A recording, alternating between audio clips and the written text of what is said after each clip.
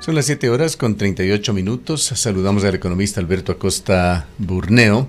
Economista Acosta, quisiéramos ante todo confirmar que estamos correctamente conectados. Muy buenos días, un gusto estar con ustedes. Muy buenos días. No le podemos ver su imagen, en todo caso le escuchamos bien.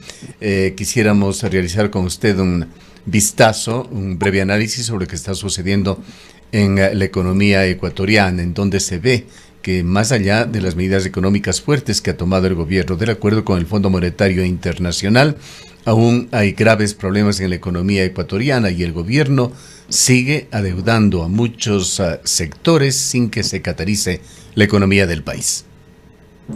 Bueno, tenemos que ver esto en una visión de mediano y largo plazo. Vemos que durante la bonanza la inversión pública subió a niveles récord que no se habían registrado en el pasado. Todo esto posible con los de ingresos petroleros extraordinarios. Se acaba el excelente precio del petróleo, se acabó en 2014, 2015, y desde entonces el Estado se ha quedado con un nivel de gasto que no puede sostener. La variable de ajuste ha sido la inversión, y eso empezó en 2015. La inversión comenzó a caer aceleradamente y año tras año la inversión pública ha venido cayendo por falta de recursos. Ahora se agrega un nuevo componente, porque desde hace algunos años, después de la pandemia, el gasto sigue subiendo aceleradamente, el gasto corriente, y eso ahorca la capacidad de inversión del Estado. Solamente para este año, el presupuesto general del Estado 2024 contempla una elevación del gasto en más de 3,000 millones de dólares, del gasto corriente. Esto es un gasto que es insostenible, este crecimiento de gasto no puede mantenerse indefinidamente y sigue ahorcando la capacidad de invertir del Estado. Año tras año el Estado tiene menos capacidad de invertir porque tiene que destinar más recursos para pagar incrementos de sueldos, para pagar compras, para todo el crecimiento de la burocracia, que no necesariamente, y es la parte preocupante, esto no se traduce en gasto de calidad. De hecho, en paralelo vemos cómo los servicios públicos se deterioran, a pesar de que día tras día, año tras año, el gasto público sigue subiendo imparable. ¿El gasto se concentra en materia de seguridad? Lamentablemente no es el gasto en seguridad. Según el presupuesto 2024, el incremento del presupuesto de seguridad se estableció en apenas 200 y pico de millones de dólares. 200 millones de dólares de incremento. Ese es un incremento muy pequeño para algo que los ciudadanos valoran, como es la seguridad, el combate a la inseguridad. Y mientras tanto, los más de 3,000 millones de dólares de incremento de gasto van a otras áreas que los ciudadanos no valoran.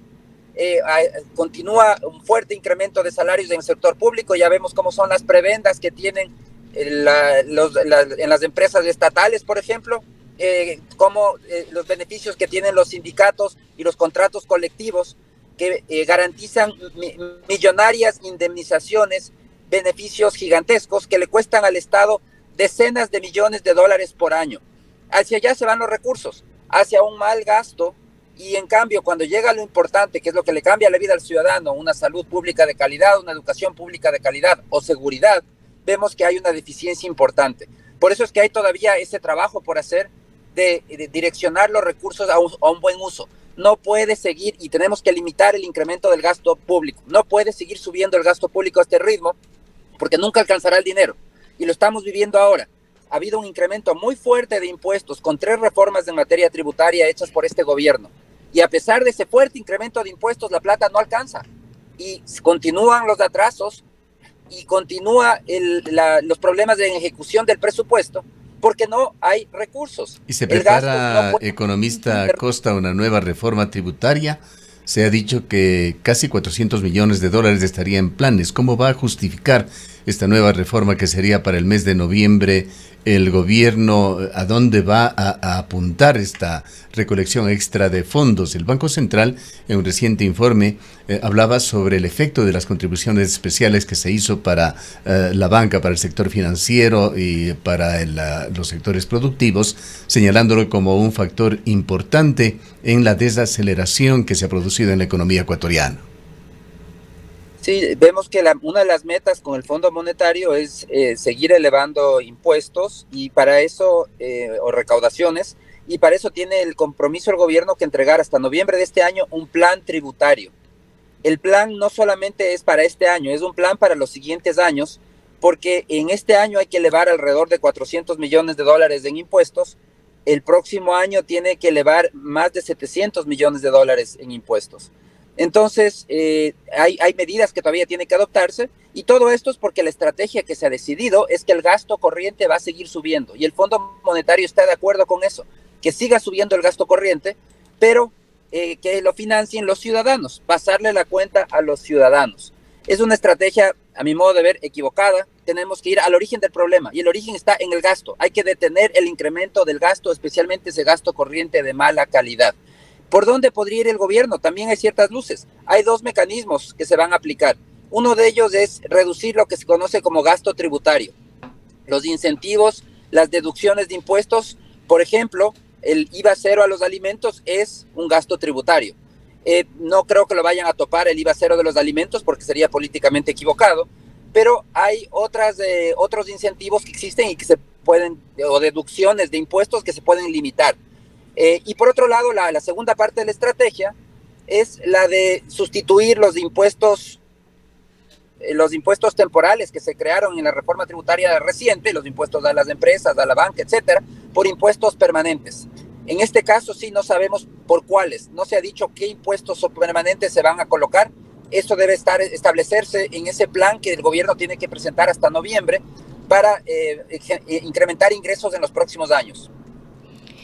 Ahora, economista, uno de los temas que a menudo es cuestionado y que podemos además ver en redes sociales, que mientras se pone impuestos a la población no se hace un esfuerzo por el cobro de las deudas del mismo gobierno nacional. Se habla de una deuda de alrededor de los 90 millones de dólares, deudas en firme ya con el Estado ecuatoriano, y no es el único. Hay otras empresas que estarían adeudando ingentes recursos al Estado ecuatoriano, y sobre estas deudas no se hacen mayores esfuerzos. Un comentario suyo al respecto.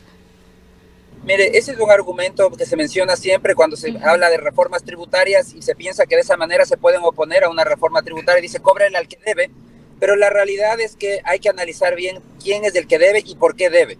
Primero, hay un grupo importante de empresas que deben porque están quebradas. Entonces no pagan sus impuestos porque quebraron. Entonces ese grupo de empresas tampoco el SRI va a poder cobrar rápidamente, tiene la capacidad coactiva, pero no puede transformar esos recursos en dinero fácilmente. Hay otro grupo que en cambio está cuestionando en la justicia, lo que está en la justicia, que no son todavía deudas que están objetadas por la justicia. Eso también toma un tiempo. Todo ciudadano tiene el derecho a reclamar en la justicia, y si es que cree que el SRI no tiene la razón en su decisión de cobro, puede reclamarlo en la justicia, y tiene que ser la justicia la que determine. Entonces realmente yo no creo que existe esa negligencia por parte del SRI. Si existiera, pues la Asamblea tiene también que tomar los correctivos y hacer la fiscalización correspondiente, pero yo dudo que existe esa negligencia como se quiere acusar por parte del SRI. Lo que existe es procesos judiciales que toman su tiempo, empresas quebradas, y eso tiene que continuar. Eso hay que cobrar, esas deudas hay que buscar cobrar, pero hay que entender que no se cobran de la noche a la mañana. No es una cuestión de voluntad. Yo digo, cóbrese, y se cobre ese minuto. No, tiene que seguirse el proceso judicial, se tiene que demostrar en la justicia quién tiene la razón, y se tiene que cobrar las deudas si la justicia lo determina. Entonces, esa no es, yo no creo que por ahí esté el problema, de que no se están cobrando las deudas y el SRI es tan negligente que no le da la gana de cobrar. No funciona así. Más bien el SRI es muy proactivo, tiene que seguir fortaleciéndose su administración y sus capacidades de cobro y de identificación, pero no para esas deudas específicamente, porque por ese lado ya están identificadas los valores a cobrar, y la justicia es la que tiene que determinar quién tiene la razón. En donde tiene que fortalecerse el SRI es para toda esa gran mayoría de ecuatorianos que no pagan un solo dólar de impuestos. Todos los que están en la informalidad, y no pagan impuestos no porque sean pobres, sino porque están en la informalidad. Esos que no facturan, que entregan los productos sin ninguna constancia, ningún pago para el SRI, que no pagan impuesto a la renta y no declaran. La gran mayoría de ecuatorianos están en la informalidad y no pagan un solo dólar de impuestos. Ahí está el problema. Pero hay evidencia de que esa gran mayoría, como usted señala, son sectores que realmente sí pueden contribuir, pues la pobreza está extendida en el país.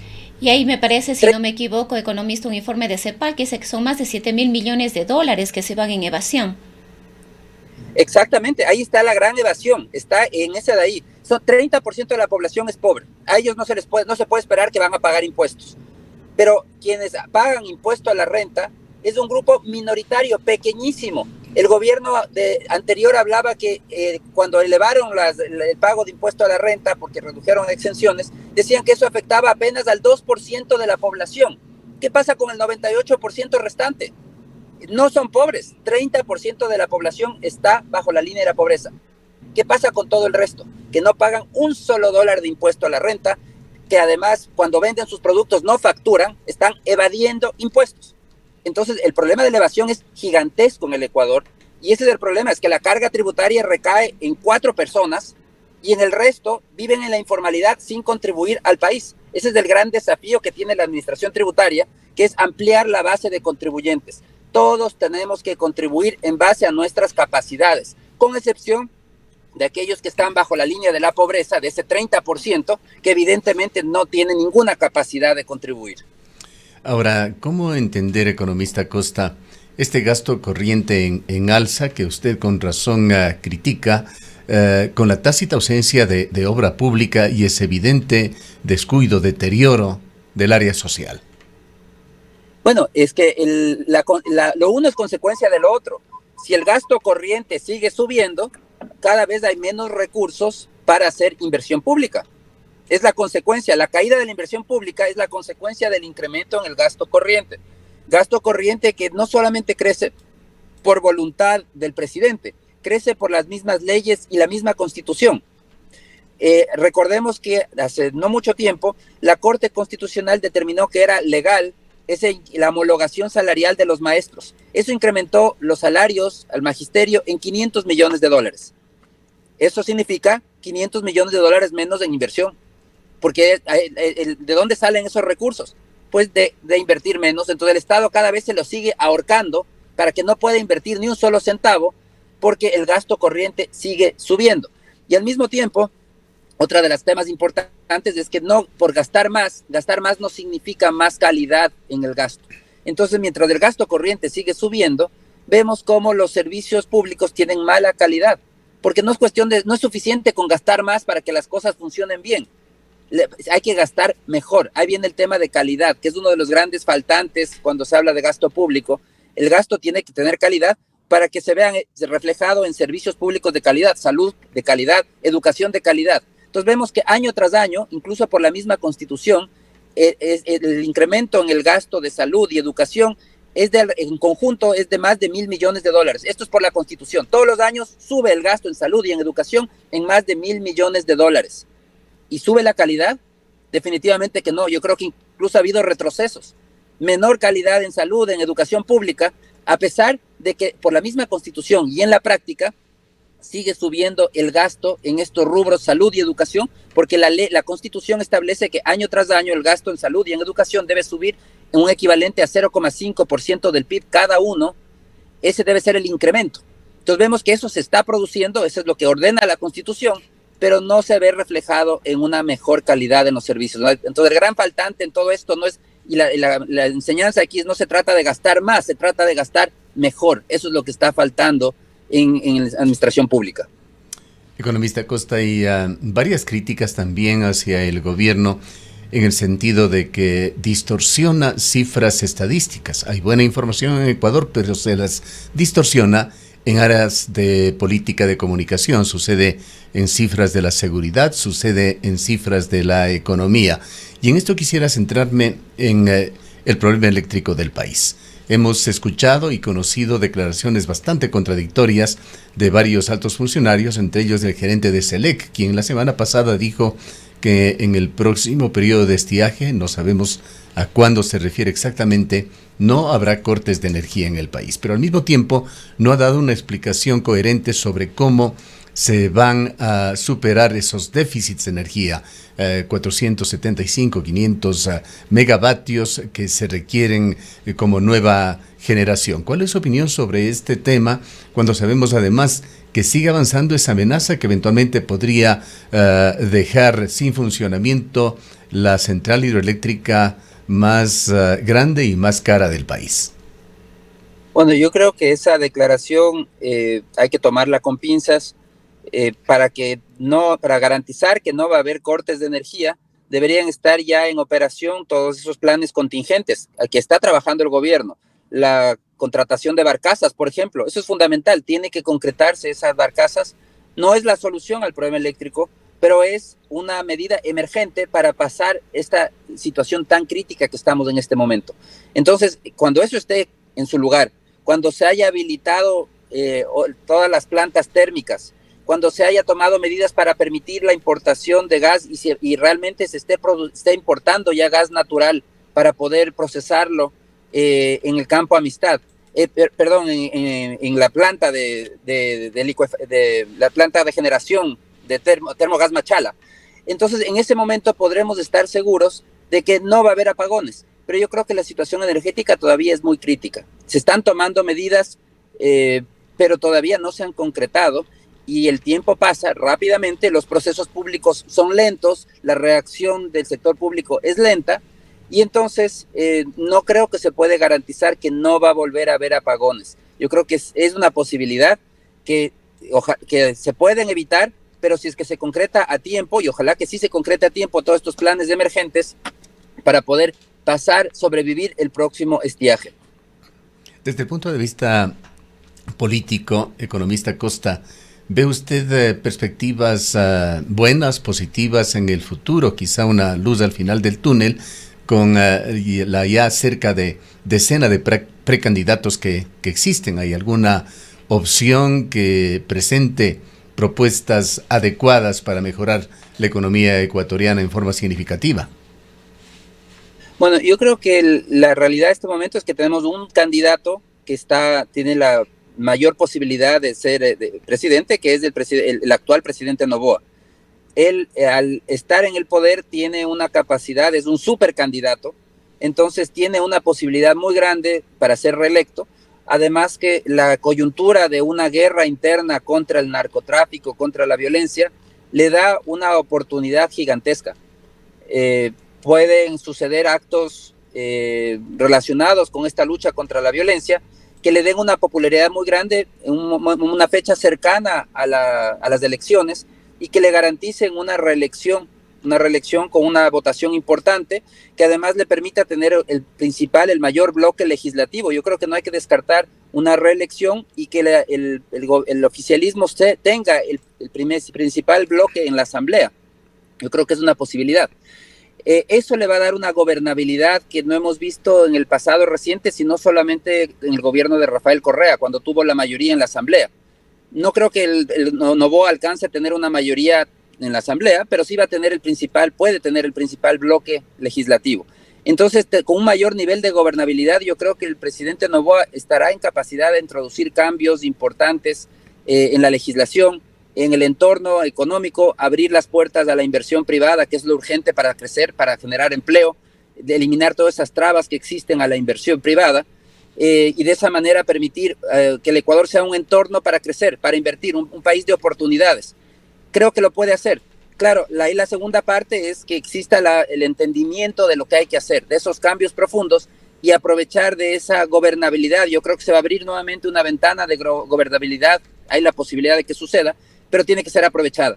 Y ahí es donde es necesario que también desde la misma sociedad se mencionen aquellos temas que el país requiere, para que el gobierno esté pendiente, los tenga en la mira y aproveche de esa posible ventana política que se le va a abrir para introducir esos cambios que requiere la economía, porque el país necesita transformaciones estructurales, transformaciones profundas, porque es un país que se ha quedado estancado en el subdesarrollo.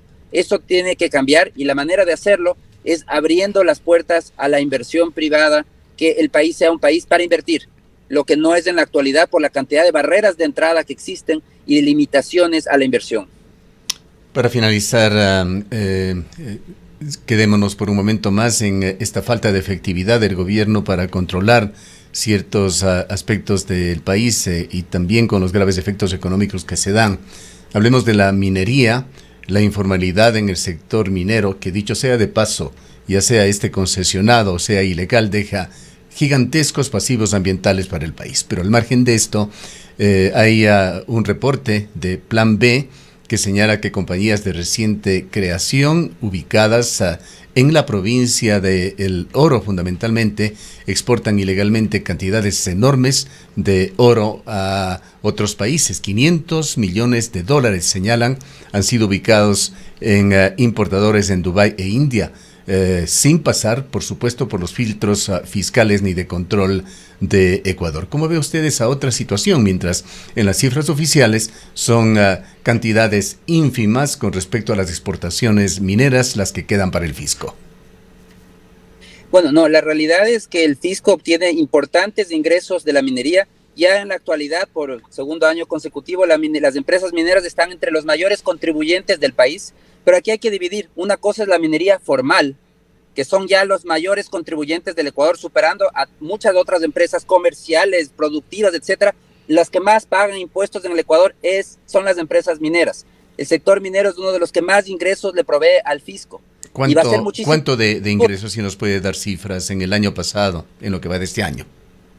No la tengo de memoria este momento. Tenemos en el análisis semanal, nosotros hacemos un ranking de contribuyentes y el sector de la minería está entre los mayores contribuyentes del Ecuador. Si no me equivoco, son más de 2.000 millones de dólares que se pagaron al año en impuestos el año pasado, pero es una cifra que, le digo, hay que revisarla, revisando en el documento. Está entre los mayores 5 sectores que más impuestos pagan en la economía. Y a nivel de empresas individuales, las empresas mineras están entre las sociedades que más impuestos pagan en el Ecuador. Lo tratamos en el análisis de mayores contribuyentes de hace unas pocas semanas en análisis semanal, pero lamentablemente de memoria no me sé todas las cifras. Lo que quería decirles aquí, lo importante es, no hay que mezclar en el mismo saco. Aquí hay un objetivo político de ciertos grupos ecologistas, antimineros, que dicen, es que es lo mismo la minería formal y la informal, los grandes pasivos. No es real. No quedan esos grandes pasivos, como no han quedado esos grandes pasivos también en la actividad petrolera cuando se la hace bien, porque parte de las inversiones contempla mitigar todos esos pasivos. Cuando se cierra una mina, no es que queda un hueco, no, parte de la inversión es que tiene que volver a cerrar ese lugar, tiene que colocar vegetación nuevamente en ese lugar, es decir, tiene que mitigar todo el impacto que se produjo al mínimo. El impacto va a existir, evidentemente. Toda actividad humana tiene impacto. La ganadería tiene impacto, la agricultura tiene impacto. Pero en el caso de la minería, se contempla como parte de esa inversión el mitigar ese impacto y volver a restituir la zona donde se intervino. Entonces, eso en el caso de la minería formal. Por eso es que yo creo que no hay que mezclar las cosas como maliciosamente se hace, decir, es lo mismo minería formal e informal. La que se debe combatir es esa minería informal, porque la minería informal no paga un solo dólar de impuestos. La minería informal no tiene ninguna responsabilidad frente al ambiente, no mitiga ningún impacto ambiental, no tiene ninguna responsabilidad frente a sus empleados y además está asociada con el terrorismo, con el narcotráfico, con el manejo ilegal de recursos. Es una fuente de recursos para los grupos irregulares. Entonces, la minería ilegal tiene que ser fuertemente combatida por las fuerzas del orden ecuatoriano, porque es un mecanismo de financiar a estos grupos irregulares y a estos grupos violentos. Pero es muy distinto a la actividad formal, que es la actividad que más genera y que más contribuye, está entre las actividades que más contribuyen al país, y que esa es una actividad que tiene que seguir siendo impulsada, porque el futuro del Ecuador, como ya lo dijo el mismo Banco Mundial, el futuro del Ecuador mencionó algunas actividades, y una de ellas dijo, el futuro del Ecuador es la minería, en un informe reciente del Banco Mundial. Bien, aquí, por supuesto, respetando su opinión, economista Costa, con todo el respeto, discrepamos en cuanto al tema ambiental, pues el propio sector minero lo ha hecho. Hemos conocido discursos que se han dado en los cónclaves mineros aquí en Ecuador reconociendo sus deficiencias con respecto a la posibilidad de ejercer lo que denominan una minería responsable. Falta muchísimo por hacer. Los pasivos ambientales son realmente muy graves, muy delicados para Ecuador. Estamos, dicho sea de paso, preparando un reportaje muy bien documentado sobre la tragedia que se está dando en Mirador, en la cercana provincia de Zamora. Pero ojalá su optimismo en este sector realmente dé frutos a Ecuador. Muchas gracias por habernos acompañado, economista Costa. Muchísimas gracias, siempre es un gusto y les recomiendo que en su artículo consulten la información del impacto positivo que tienen las rentas fiscales, como la minería es de los principales contribuyentes del país y las empresas mineras son las de las que más contribuyen al país, la minería formal, por supuesto. Bien. Siempre es un gusto estar con ustedes. Igualmente, economista Acosta. He escuchado al economista Alberto Acosta Burneo, editor de la prestigiosa revista Análisis Semanal. Son las 8.